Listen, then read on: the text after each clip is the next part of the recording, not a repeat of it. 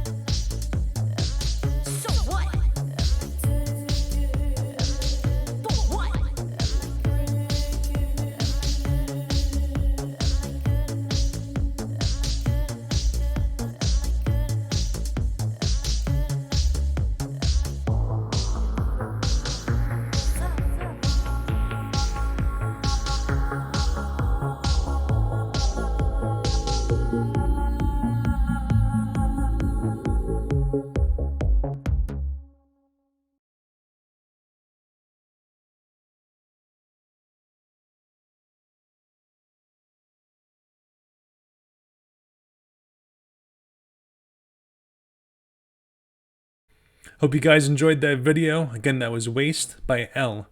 I'll leave some links in the description box below. This way you can check her out on Bandcamp and also Instagram. Next up, I have a really great interview with Elektro Grafik. Hello. Guys, welcome to the Beat on the Street. You guys just released an album, Sphere Reimagined. Tell me, if you could describe the album, how would you put it into words? Reworking. Yeah, I mean it's kind of, yeah, it's like a sort of a twin album to the first album that we released last year, Sphere, the original. And I think what we wanted is that we wanted to create a way of representing our music with different lenses. So how can we express ourselves with a different angle, from a different angle and perspective, and thinking about that in terms of music, but also in terms of, you know, meaning as well. Like, and also, if there weren't enough songs to jump around to on the first album, there was even more on the second. Yeah. Get down to the club and put your hands in the air. Yeah, and I think I felt that we hadn't quite finished. It felt like there was more to say when we finished the original Sphere, and I think Sphere Reimagined was a way of finishing that story, just sort of adding to what was left, certainly in my creative sort of mind and self. Like re-singing entire pieces. Yeah, with the different feelings. Yeah, I definitely enjoyed the original. I liked it a lot. I have the CD. Thank you for sending it to me and signing it as well. Thank you for wanting it. It's brilliant. Yeah, of course. One of my favorites was Freedom. You guys have 3 different versions of it. The original, and you have a jazz version, which is awesome.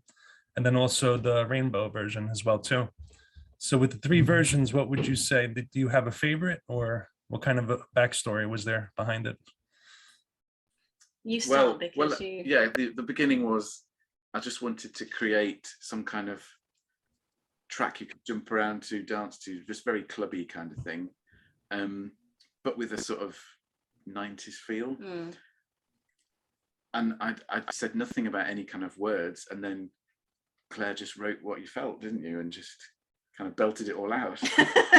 Yeah, I remember sort of listening to it and sort of thinking, I tend to go with how I feel. Really the sound and the tune and the intonation and everything comes out through my emotions, I think. So it's how am I being impacted by the music, and what does that bring out? And then of course there's like the iterations where, you know, if it doesn't make sense, it's like making it make sense. And then what happened after that was that there was I decided I wanted to do an a cappella version because I got a real jazz vibe from it, which is surreal because it's not in any way jazzy, you know, the first one, but I just had that feel, you know, something about that movement, and I wanted to be able to express it in that way. And so that came out a cappella on a first sing, actually. And then when we did the rainbow version, we wanted to do something that was really uplifting, and something that was about diversity and inclusion, and embracing difference, and towards the end it's about survival, really, in my mind. And so we added that part at the end about surviving and being proud in who we are. So for me, I think my favorite version is the rainbow version for all of them. Oh, mine's the jazz version. Oh, is it? Because it just came out, because to me it was how you just said one day, I really like it like this, and then you sang like a jazz piece, and it was all sultry and just the atmosphere in that piece. And then I just sort of, you know, just added in a few bits of jazz. I think it's hard, and it just kind of came together like, wow. It's a tough I think question. when I listen to it back, it is the rainbow version I like the most, and I think it's because of the end part of the song. You know, and how it sort of concludes with that. I mean, for me, it was about defiance of survival and resilience and self-belief and belief in others and connection. And that, I suppose, when I was singing it, it felt quite powerful in the way I was singing it. Whereas in the jazz, it's sort of much more sort of fluid and sort of dynamic, and I'm in a club and there's loads of lights and it's smoky and it's the 90s, you know, that sort of thing. But it came very naturally. Yeah. Yeah, I got that feeling with that song as well too, by far. I always tell a story when I was, in the mid to late '90s when I first got into jazz. I walked into a New York City club, not knowing what to expect. I didn't know it was like a jazz night or something like that. So we walked in, and it just, the atmosphere was just like so awesome. It was like something I'll never forget. And that was like my introduction to jazz, I should say. Yeah, you So mentioned that in the first episode, what yes, first episode this morning, and you were talking about the jazz influences there. Yeah. yep, exactly. I think one of my favorite was Fever. I don't know if you remember that. That's an old, Never I don't know know. how much I love you. Yep, exactly. I love that song. Yeah, I got that vibe from your song as well too. That's something that reminded me of that. Like that's one of my favorites as well too. Well, So Madonna going did a back, great version I'm of sorry. that. Madonna did a great version of that as well, I think, didn't she? No, I don't think I've ever heard it. I'd have to look that up. Or it could be Kylie. Sometimes I fuse my adoration for Kylie and Madonna. I've just got this vision of us doing another original track, and it is just like finger clicks and just your voice just going. Yeah. We should try that. I'm composing it in my head as we speak. Always thinking, right? Always trying to come up with the next thing. Guys, how did you get into, I should say, how did you get into electronic music? How did you first become musicians? Well, I mean, musicians are so exciting to be able to say that. Really, I would only count it from when joining Elektro Grafik, which was, how long ago is that now? Is it 2020? Yes, gosh, it's nearly goodness me, 2 years. So I suppose we've taken it really seriously, obviously, and we've, this is this venture that we started when COVID was happening, recording it and releasing it. I suppose I count it from then, really. But beforehand, for me, I mean, I did some gigs in London when I was younger, and we did do, CD then in about 20 years ago. And when I was at school, I always did sort of music lessons, and I was always singing, usually classical. I had some classical music singing training. I was really into opera at one point. I think I want to be an opera singer. But yeah, so that's from the sort of performance element of it. But in terms of sort of my enjoyment of electronic music, oh my gosh, well, it was Pet Shop Boys, West End Girls, and that was it for me forever. Absolutely love them. I'm a huge fan. So anything to do with that type of music, Erasure, sort of Madonna, sort of late 80s, early 90s music. And, I was sort of growing up then, and it was sort of all around my world. And so sort of I lived and breathed it, really. Yeah, of course. That was a cool time. Like when I grew up around the same time as well too. Yeah. Well, for me, it was I was learning the violin as a kid, and then my mum said, if you pass your grade 5 theory, we'll buy you something from the shop. And I chose a Kraftwerk album, so that was my album, and I was really intrigued by all the electronic sounds and what they created, and so that was kind of my obsession. And then I kind of moved into, the Pet Shop Boys came along, and listening to Erasure and Yazoo. Yeah, all Yazoo. of that. Yeah, absolutely. Yeah. Just the sort of excitement of creating new things and being able to represent things in such different ways, when synthesizers became sort of the thing, and all of these different opportunities came, didn't they? Just that you can create almost any sound. Well, that's awesome. Unworldly sound, perhaps. Yeah, it's definitely brought a different feel to music, I want to say, as far as synthesizers and electronic music. I remember probably late 90s or mid 90s when I first heard electronic. I had a cassette tape, and I always heard like, oh, I heard that sound, what was that? Like a lot of different things you didn't hear in normal music, I want to say, or mainstream music, I should say. I don't know how to call it that. But Yeah, it's like, what's that? It's doing things to my ears that I couldn't. Yeah. You know? What was that sound? I heard that sound, and I liked how it went with the song. With that, that was how I kind of got into electronic in a short nutshell, in a small nutshell. So, anything coming out for the rest of 2022? Well, we're in the middle of writing album 3. We're about a quarter to a third of the way.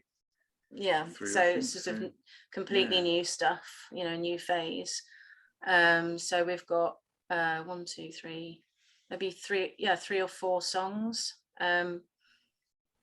partly done, and we've got more to write, haven't we? So I'm kind of hoping that there'll be a release at some point later on in the year. Hope so. Okay, great. That sounds good. I'll definitely be following and checking out for new releases. So we'll wrap up here, guys. I want to thank you for being on the show.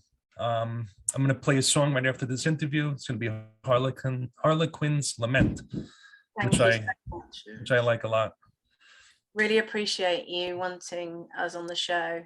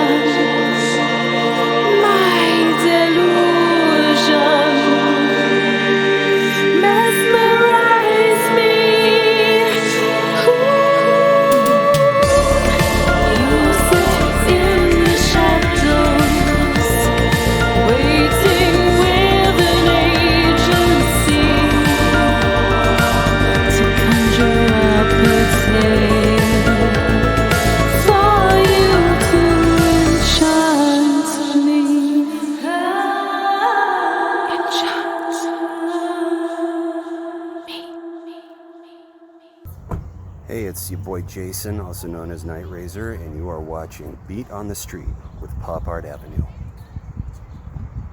Don't get much more pop art than Keith Haring, do ya?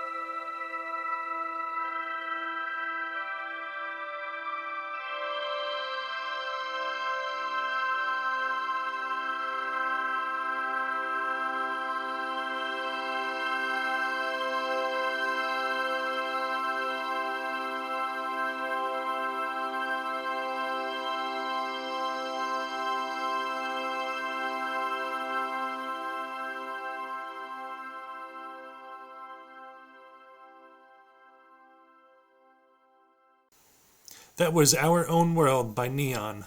You could also check out some of her articles on the website at popartav.com. Next up is Vitamin Dream with a music video called Drifting Away.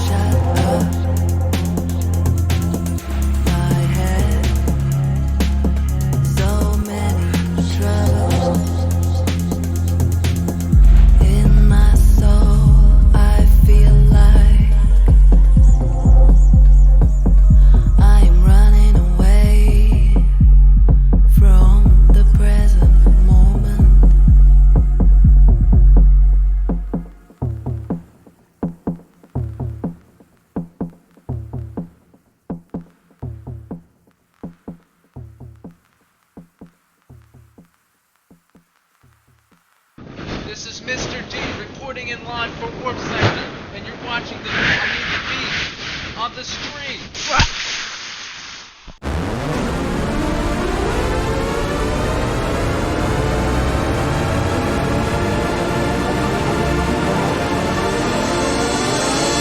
I ain't got no sense, cause baby this ain't karate. It's just like my sparring partner, I got nothing but respect for your body. You find it hard to breathe, going just one round with me. We can go back in my voice right in, maybe then I get into your dragon. Call me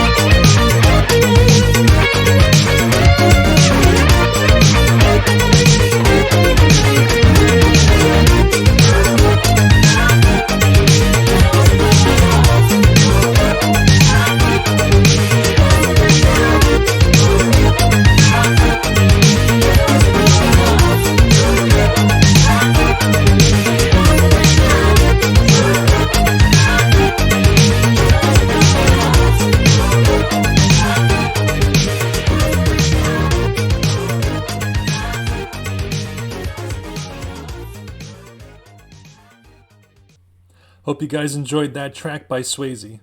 Next up, we have a new music video that was just recently released by Josie Pace off of her debut album. This is called Future.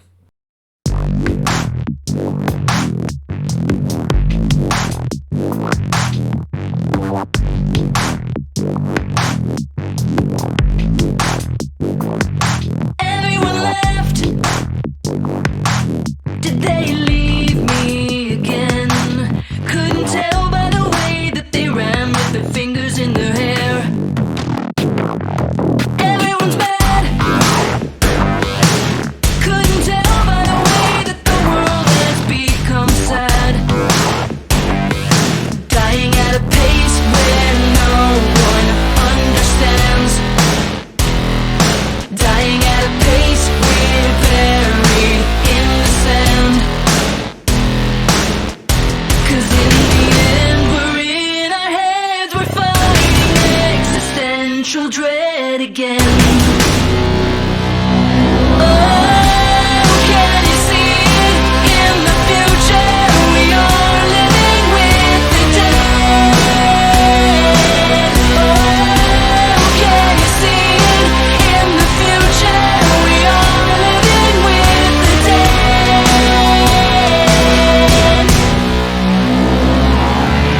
No one can see. Did they trick me again?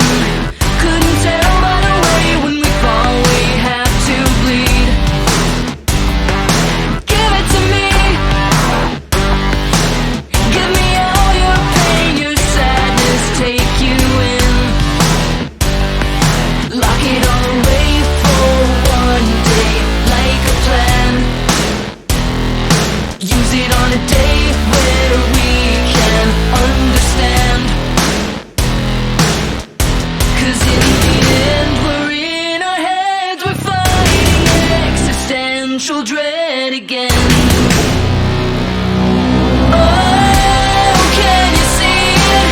In the future we are living with the dead. Oh, can you see it? In the future we are living with the dead.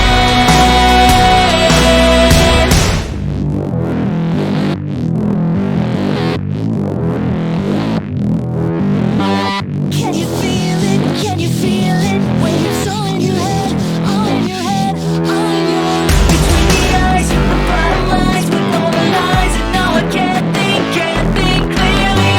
Can you feel it? Can you feel it? When it's all in your head, all in your head.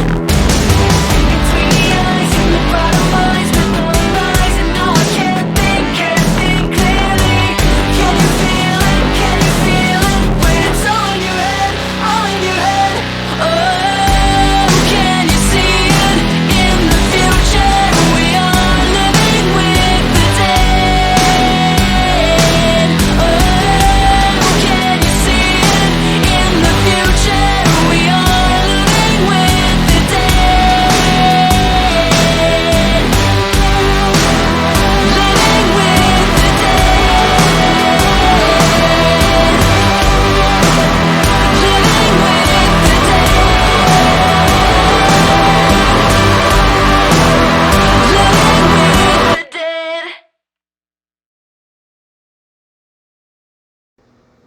Hey everyone, Dr. Sektor here from Warpsektor, and this is the Beat on the Street.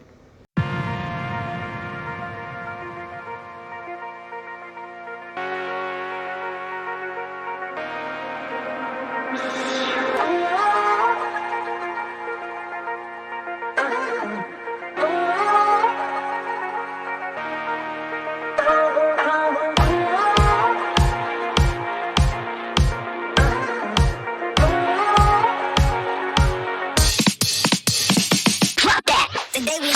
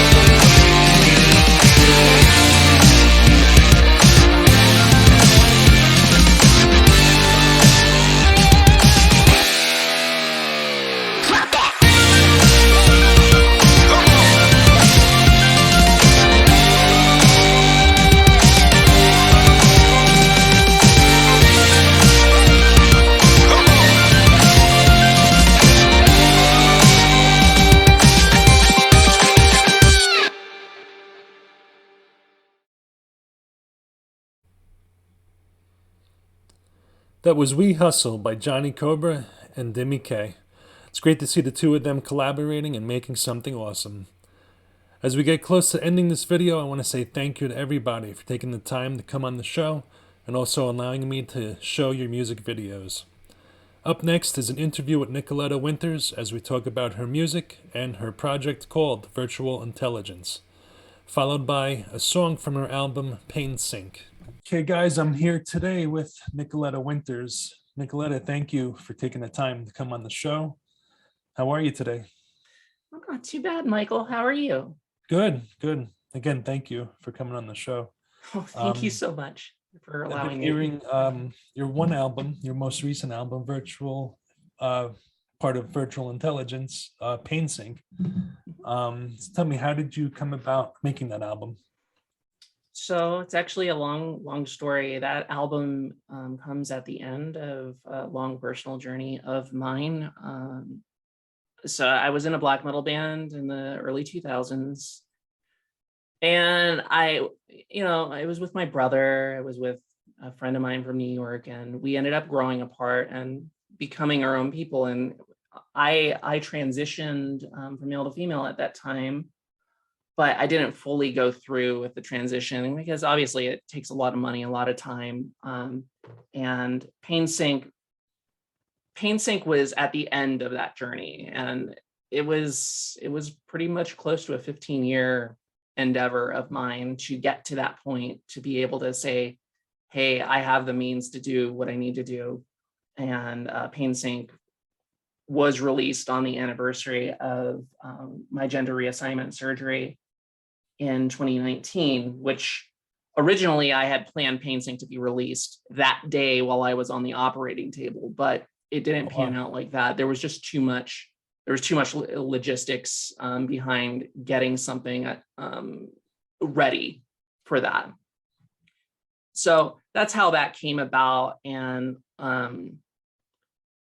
it was a very difficult time because I wrote most of the songs before all of the surgery happened, and then afterwards most of the lyrics were written post-surgery, and a lot of the lyrics embody what I was feeling at that time. I actually had quite a few complications. I ended up having to wear a catheter for over a month. It was horrible. And after that, I ended up just having chronic pain, I would say like this burning sensation on the inside of me. And I know that sounds really gross and maybe too much information, but I mean, that's what I was feeling. That's what you went through during that time. Yeah. And I was going through therapy, and I was rejecting pain medications, and the doctors were saying my pain was getting away from me, and it was making me a little crazy. And in February of 2020, I was still working on Painsync. I didn't finish working on Painsync until like August of 2020, but I was very much deep into it at that time, especially lyrically. And I just remember being in this state of mania. And I don't know if you've ever experienced chronic pain before, but great googly moogly. I could imagine. Yeah. Yeah, it's horrible. Like, it was so bad that my therapist was trying to prescribe me Xanax, and I fired her. I straight up fired her because I know what kind of person I am, and I love playing video games and getting addicted to things. And I just know, like, drugs in general, at least for me, it's not something that I would be able to walk away from. So I fired her, and I used my drug of choice in creating Painsync, and in this way, I chose to express myself in this way. So that's yeah. So I mean, that must be like a real memorable album of yours, just with the what you had to go through. And yeah, I feel like some days I listen to it and I think to myself, I'm never going to be able to top this, just because maybe one day I'll be able to have like super shiny production value, or like a huge visual, like tons of music videos or something. I don't know. Like maybe one day I'll have the means to do things in the vision that I would like to do it. But I feel like that Painsync is extremely special to me because it just embodied that period of my life, and I'm extremely proud of what I did. Like I don't think there's going to be anything better that I can do. Like I'm always going to be writing music, and I'm going to always try to do better. But it's a very special album to me, and I was super glad to share it with the world. Yeah, no, it's really cool. I've actually been listening to it the past couple of weeks. Cool. I enjoy it from start to finish. I think it's a really good album. If you had to describe it, what kind of, in like a sentence or two, or in as many sentences, I hate to say that, how would you describe your music in general? Well, my music has changed over time. I've been doing this project Virtual Intelligence since 2012. As of May 1st, it will be a decade that I've been doing this project in some form or another. And it's evolved, it's changed. I would say at the very beginning, it was electro goth with black metal roots. But I feel like it's changed more to like a gothic, very, very Sisters of Mercy like at times, but also maybe a little different too. I mean, Virtual Intelligence was started as a joke between my friend and Aaron and I. She was asking me when we were going to start a Visual Kaye band, and if you're not familiar with what Visual Kaye is a style of Japanese music that was very. I think creatively the peak of Visual Kaye at the end of the 90s with Malice Miser was like the peak of it. And they were extremely influential to me, especially because of Mana-sama. He transcended gender boundaries. He was the guy that made Gothic Lolita, like do you know like those big poofy dresses that people wear, like that sub community? He was the one that proliferated that. And for me, as a young transgender individual in the 2000s, for me to see that and look at that and say, hey, maybe I'm not so alone here. It really was inspirational to me, and to see him get to that level where he was able to express himself so succinctly, so professionally, so beautifully. It was such an eye-opening experience for me to just listen to that and say, hey, maybe that's something that I could do one day. So I mean, Virtual Intelligence started off as a joke to try to get that kind of thing going. And I don't actually think that I really tapped into that until Painsync. It's taken me 10 years of listening to that music, dissecting it, trying to understand where it came from, and bringing my own experience to that experience, which is something I'm never going to be able to understand. Like I was born in Okinawa. My family wasn't on a military base, but I didn't spend that much time there. So like that experience that they were bringing at the time that made that music what it is, I didn't have that. So I had to take what I liked and bring what I had, which was my personal experience with my pain, with my gender transition, all that happy horse shit, That's really interesting. So you said you've been making music for over a decade now. How did you get into your style of music, or I should say like electronic music? So I've been doing electronic music for about a decade. But prior to that, I was doing like proper metal, and we were recording we recorded in regular studios, where you have the big board in we're recording on analog, we have the reel to reel, or we had ADATs. I fucking hate ADATs. Holy shit. They're annoying. Like you had to rewind them like a tape. Oh, okay. Yeah, it was super annoying. And I remember we had like 4 or 5 of them for one of our albums. It was crazy. But what drew me to electronic music was I kept having this dream about being able to put what was inside of my head into the world.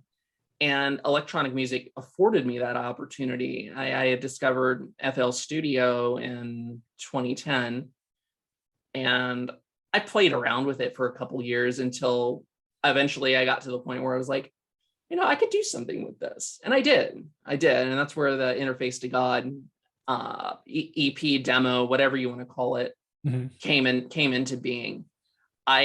Since I had only had experiences in professional studios prior to that, I was still extremely hung up on the fact that I had to at least bring my tracks to a studio to record vocals properly, because I wasn't exactly sure the fine nuances of how to do that by myself. So for Interface to God and Faith, I ended up doing exactly that. I worked with this guy named Doug Hewitt at Watercourse Studios, and I'm trying to think, where in Massachusetts was it? It was in Western Massachusetts, but I worked with him on Interface to God, and he had no idea how to do anything with my music. Like I was screaming into the mic, and I had my friend Aaron, and he knew how to do vocals, like proper vocals, like regular vocals, and we had some of that, but he had no idea how to do like screams and whatnot. But at the end, I honestly think he helped me get a decent product out for what it was. It's still very amateur in my opinion, but that also like caused me to write the Faith album, which I worked with the drummer from Black Pyramid, as he was in the producing engineering position, and also my friend Aaron, who was a singer at the time, to produce to make that album. And I think that it surpassed the Interface to God period in every way. There was like shreds of synthpop for sure in that one, and it was the beginning of the end of getting away from my proper metal roots. Oh, okay. Yeah. So I mean, that's kind of where I came from with that. Like when I discovered the idea that I could have a digital audio workstation and work within that atmosphere to create something that was in my head and put it down almost exactly. That's where it came from. And I mean, as you start art in general as a complete amateur and you have no idea what you're doing, you kind of forsake nuance. And I feel like there's some kind of beauty to forsaking nuance, like not paying attention to velocity of notes and pitch bend, and just there's an innumerable amount of things that you have to worry about when you're doing your art. And at that stage in time, I wasn't even concerned with that. I was just like, let's just go. I was enthusiastic. Let's just go. And I think that's what you have to do. You have to do it until you learn how to do it right. And like I feel like ultimately I'll never learn how to do it right. I'm okay with that. But I can always try to get better. Would you say learning how to like record in an actual studio has helped you, like up until now? I'm sure, right? You learned a lot. Yeah, like it was. I honestly think it was very restrictive prior to the 2010s even.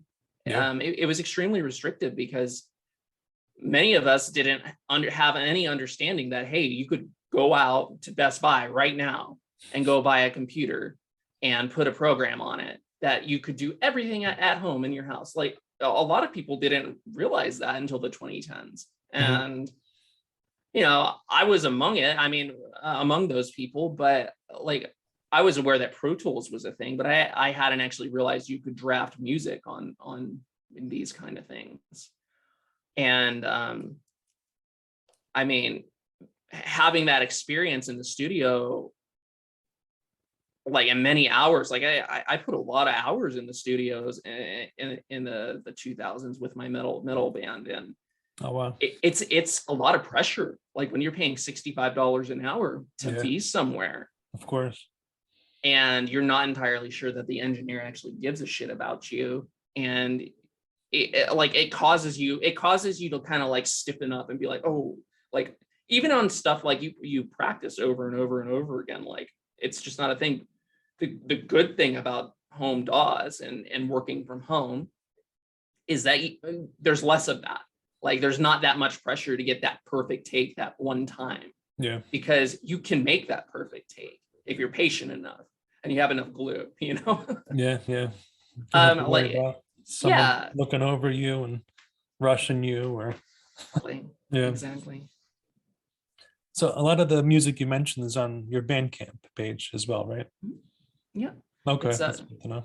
Yeah, it's at virtualintelligence.bandcamp.com. And yeah, it's been there for nearly a decade. And you know, if people want to listen to it, they can. If they don't, that's okay too. Yeah, I'll definitely leave a link in the description. This way everyone can check it out. Yeah, I appreciate it. Yeah, of course. So I was gonna ask where could we find you on the socials, like on the social media, Twitter, everything? So I'm only on Twitter because I don't have any bandwidth to do anything else. Social media is an anathema to me. So on Twitter, I'm at the Gothedral.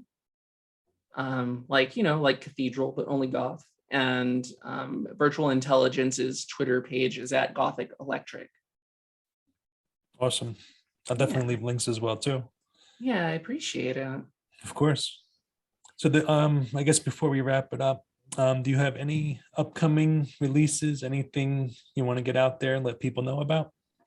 Yeah, so I'm currently working on my next album. It is entitled Lacrimorta, which is a portmanteau of the words morta, which means like death, and lacrimosa, which is like sadness or like crying. And it has to do with dealing with immortality and what that means, and having to deal with the people that we leave behind. And also it has to do with a little vampire slaying. There's nothing wrong with that. And yeah, vampire slaying is fun.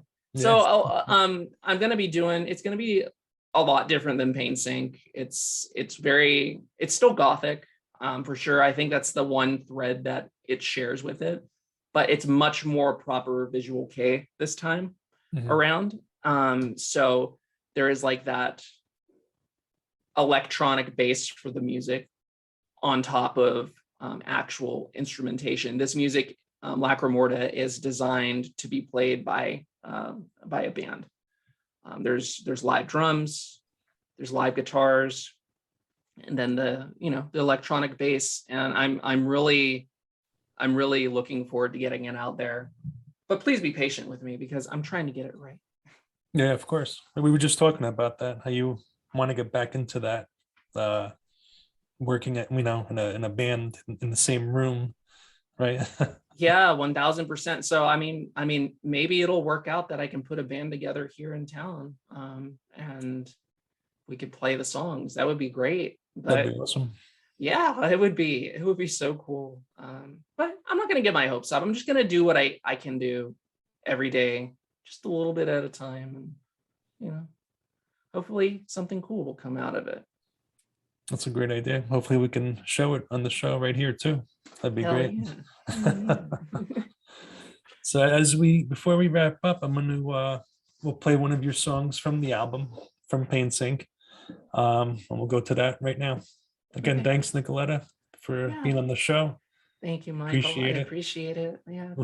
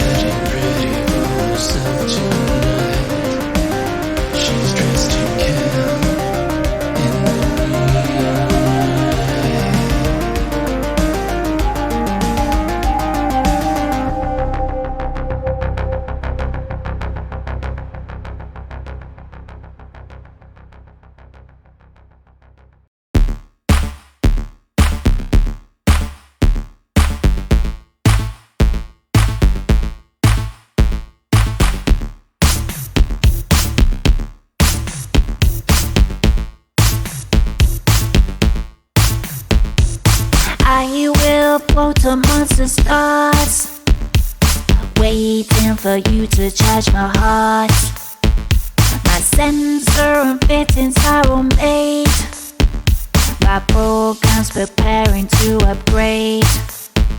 So wake me, shake me, hold me, love me, increase the surge of the currents inside me. Wake me, shake me, hold me, love me, install emotionally, reboot me, charge me.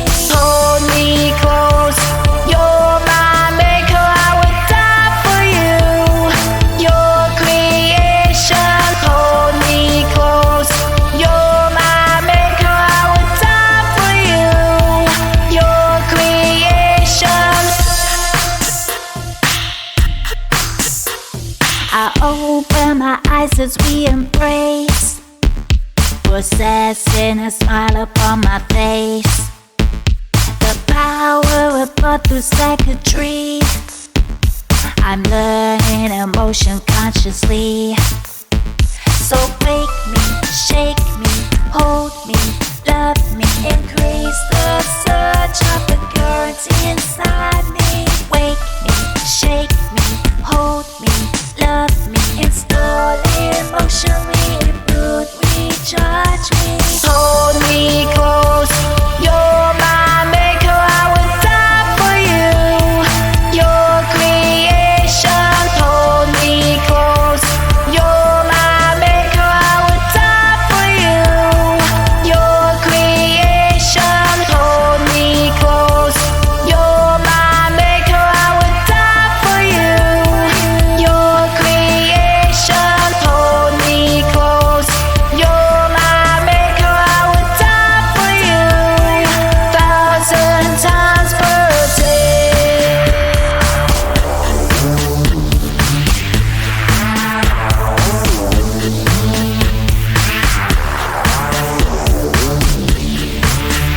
I will die 1,000 times per day.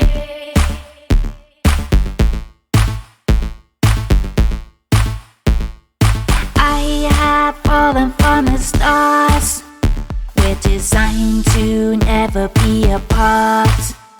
You've created my life with alchemy, my future is your destiny.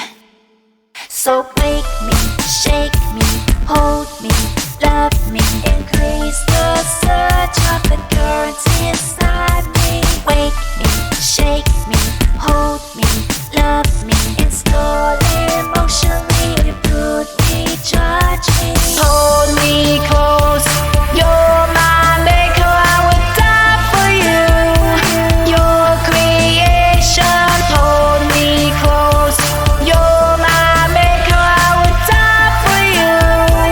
Your creation, hold me close, you're my maker, I would die for you. Your creation, hold me close, you're my maker, I would die for you. 1,000 times per day. I would die 1,000 times per day. I would die 1,000 times per day. I would die 1,000 times per day. I would die 1,000 times per day.